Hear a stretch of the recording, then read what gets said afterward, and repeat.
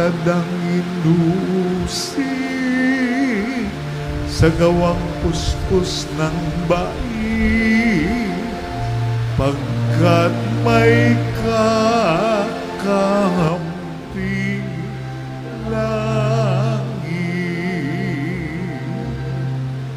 Hallelujah, hallelujah,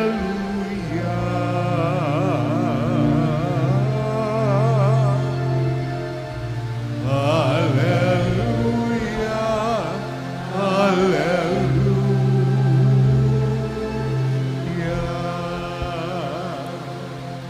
Sumainyo ang Panginoon. At sumaiyo rin. Ang mabuting balita ng Panginoon ayon kay San Mateo. Papuri sa iyo, Panginoon. Noong panahong iyon, sinabi ni Jesus sa kanyang mga alagad, kung ibig ninumang sumunod sa akin, limutin niya ang ukol sa kanyang sarili, pasanin ang kanyang krus at sumunod sa akin.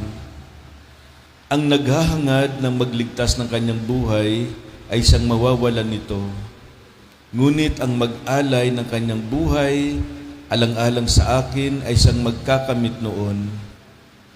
Ano nga ang mapapala ng isang tao, makamtan man niya ang buong daigdig, kung ang katumbas naman nito'y ang kanyang buhay? Ano ang maibabayad ng tao para mabalik sa kanya ang kanyang buhay? Sapagkat darating ang anak ng tao na taglay ang dakilang kapangyarihan ng kanyang ama at kasamang kanyang mga anghel.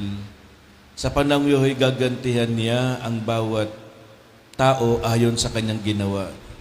Sinasabi ko sa inyo, mailan sa inyo rito na hindi mamamatay hanggat di nakikita ang anak ng tao na pumaparito bilang hari.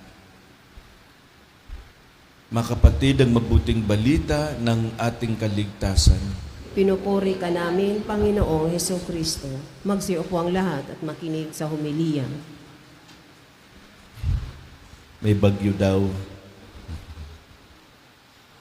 Pero bilib ako sa inyo, kahit may bagyo, walang bagyo-bagyo. Sa ating Ebanghelyo ngayon, ang sabi ni Jesus, ang sino mang gustong sumunod sa akin ay dapat limutin ang sarili, pasanin ng krus. Kaya, pag natatakot ka sa ulan, hindi ka makakasunod kay Lord, no? Kailangan limutin ang ating sarili. Yung unang pagdinig at pagbasa, parang masasabi mo na, ay pagkasadista si Jesus. Bakit kailangan magdusa tayo para sumunod sa Kanya? Bakit kailangan nating kalimutin ang sarili at pasanin ng krus? Pero sa ating pagninilay at pananalangin, maintindihan natin kung anong nasa isip ni Jesus, na tayo ay matutong magsakripisyo para maging tunay ang ating pag-aalay at pagmamahal na ating ibinabahagi sa iba, lalo na sa ating pamilya. Love is not possible without sacrifice. And sacrifice is not possible without love. Kaya ka nagsasakripisyo dahil mahal mo. At dahil mahal mo siya, maghanda kang magsakripisyo. Para magawa ito, ang unang hiningi ni Jesus sa kanyang mga alagad ay ang paglimot sa sarili, self-denial. Mahalaga ito para nang sa gayon, ang mga ginagawa nating kabutihan ay hindi lang pansarili na kapakanan natin, no? Sariling kapakanan natin. Ang isa pa, kapag hindi tayo nakatingin sa sarili natin, mas magagawa natin ang kagustuhan ng Diyos.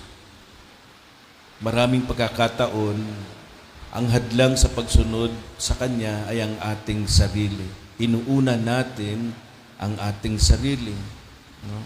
Natatalo tayo ng ating pagiging makasarili. Halimbawa, ayaw natin magbigay sa mga nangangailangan dahil natatakot tayong mabawasan ang ating yaman. No? O yung ating inipon dahil marami tayong gustong bilhin. Kaya kapag may humihingi, pas na muna. No? Isa pa, ayaw nating sumali sa mga apostolate ng simbahan dahil gusto natin, no, ang atin ng oras para lang sa atin. Yung free tayo sa mga bagay na gusto nating gawin. Ayaw nating makilahok, makisalamuha, mag-involve, no? Walang commitment, walang responsibilidad. Si Jesus hinihikaya tayong kalimutan ng ating sarili nang sa gayon magawa natin ang mga bagay na gusto ng Diyos sa ating buhay. Para tayo makapaglingkod, hindi lang sa Diyos, hindi lang para sa Kanya, para na rin sa ating kapwa-tao. Ang taong hindi marunong lumimot sa sarili, hindi makapagbibigay. Ang taong hindi marunong magbahagi, hindi rin marunong magmahal ng totoo.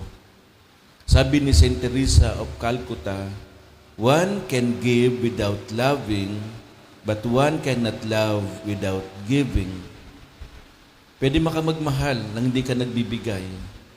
Mahal mo lang siya, hanggang doon lang. Pero hindi ka pwedeng magmahal na pwede ka palang magbigay na hindi mo naman siya mahal. No?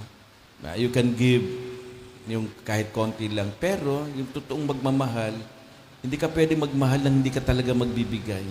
Ibibigay mo talaga ang iyong sarili, kahit ng sarili mo. Kapag naghari ang taong makasarili sa mundo, ano kaya mangyayari sa atin? Maral sasabihin natin, ayaw ko na sa earth. Di ba may expression ngayong mga kabataan, ayaw ko na sa earth. Marami mag-aaway at magkakagulo. Si Jesus hinahamon tayo na matuto tayong lumimot sa ating sarili nang sa gayon, maakit tayo sa pagbabahagi at matutong mag-isip sa kapakanan ng ating kapwa. Pangalawa, ang sabi niya, pasanin natin ang ating krus. Ang krus, sinatawag natin paghihirap, pagsubok, mga pagdurusa.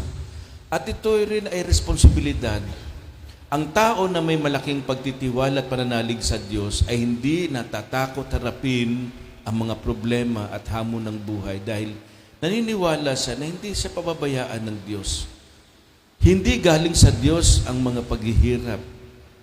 Minsan sinasabi natin, Bob, bakit mo binibigay sa akin? Hindi sa galing sa Kanya. Pero hinahayaan niya itong maranasan natin para sa isang magandang dahilan.